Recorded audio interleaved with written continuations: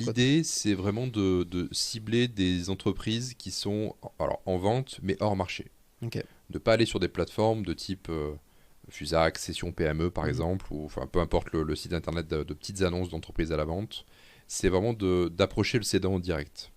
C'est comme ça qu'on va trouver des cédants qui sont motivés, avec justement des valorisations qui sont raisonnables, donc on est capable de faire un effet de levier sur le rachat de l'entreprise pour l'acheter plus facilement avec une valorisation raisonnable.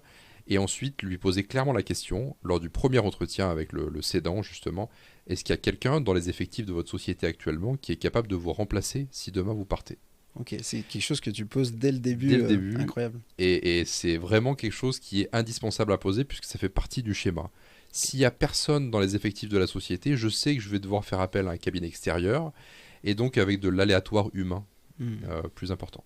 Et est-ce que, parce que j'imagine qu'il y a quand même des... enfin, je veux dire, tu es au stade où tu rachètes des PME, des PE, euh, il y a quand même dans certains types d'entreprises, je veux dire, il y a une logique d'ego quand même dans le dirigeant auquel tu vas proposer le rachat. Donc, est-ce qu'il y a aussi toujours la capacité, tu vois, d'analyse, de se dire, ah oui, il y a quelqu'un qui peut vraiment me remplacer, ou alors non, tu sais, je suis le dirigeant de cette TPE, je suis irremplaçable et c'est impossible que les personnes de mon staff me remplacent. Ça arrive que quand je pose la question, le dirigeant me dit non, il n'y a personne dans les effectifs de la société capable de me remplacer et je fais 100% du commercial, je supervise la production, je fais le recrutement, etc.